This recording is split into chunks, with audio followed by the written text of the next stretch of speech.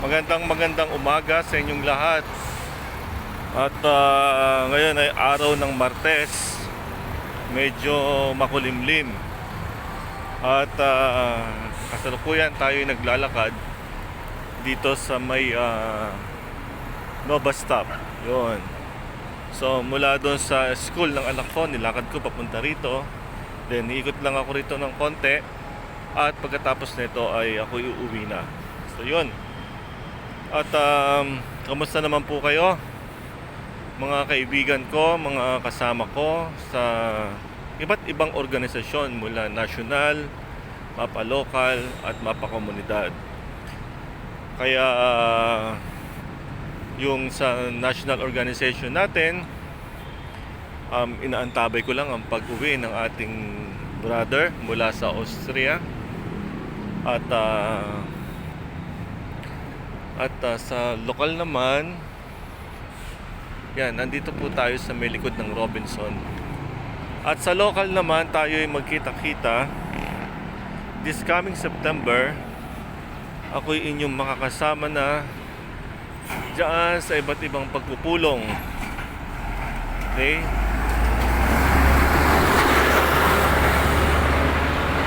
Ayoko munang i-public ang detalye.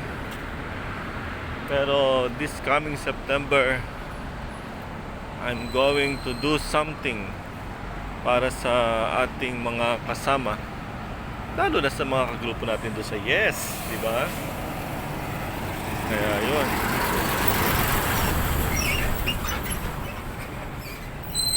So, dito tayo sa likod. At medyo tahimik po dito. So, importante po sa atin tuwing umaga, pagkagising, ayusin ang dapat ayusin. At pagka na-prepare na ang lahat, bigyan naman ng oras ang sarili para sa healthy, di ba? Para sa kalusugan ng ating katawan. Importante po yan dahil ika nga ang oras natin sa mundo ay umaandar, di ba? So, yung binigay sa atin buhay ng buong may kapal ay nasa sa atin yan kung paano natin pangangalagaan. Now, kung aabusuin natin ang ating katawan, tayo rin ang nagbigay ng ikatatapos natin sa mundo, di ba? Kaya healthy lang, di ba? Saka pangalawa, iwas lang din sa mga kaaway. Sa pagkakaroon ng kaaway, di ba? Kasi nakadagdag stress yan sa ating buhay, di ba?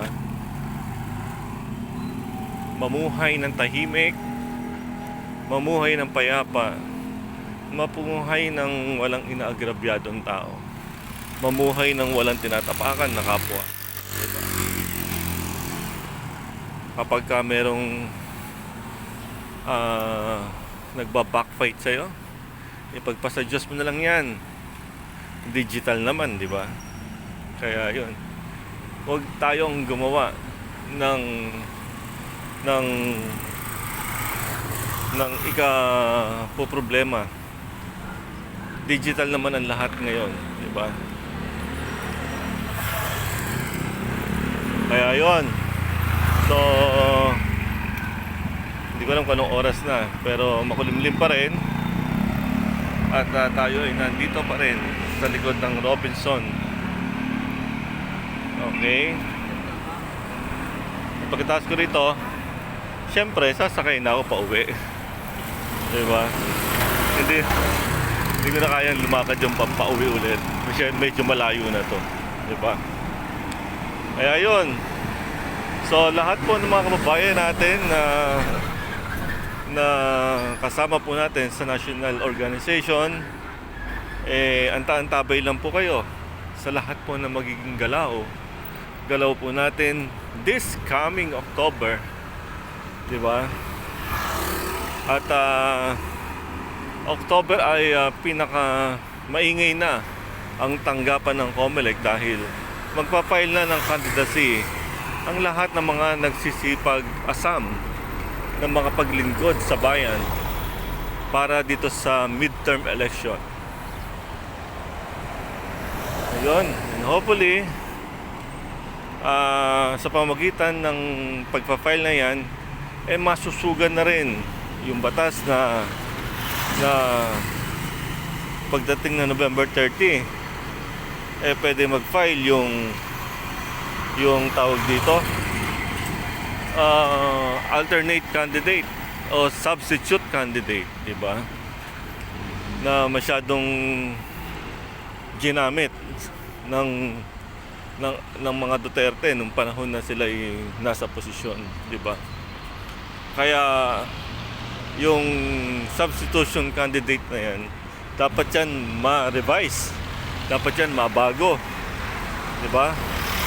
Pati pa-file ng candidacy, nasasalaula, nabababoy, di ba? Kaya hopefully makapagsagawa ng batas, pagsusog ng ating Kongreso hinggil sa bagay na yan o ang COMELEC, di ba? Makapagsagawa ng panibagong rule ang COMELEC para sa substitution candidate, di ba?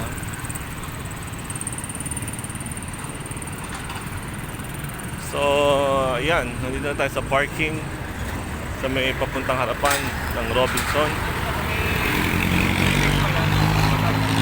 At maya-maya ay tayo ipauwi na. Okay, ito ang pinakamataas na kondo ngayon dito sa Fairview. Yan.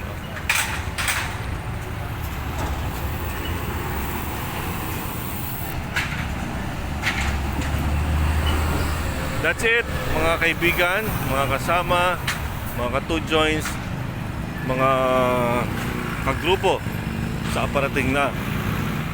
Magkita-kita muli tayo sa mga darating na araw, oras, dito lamang sa Facebook Live with Per Apar.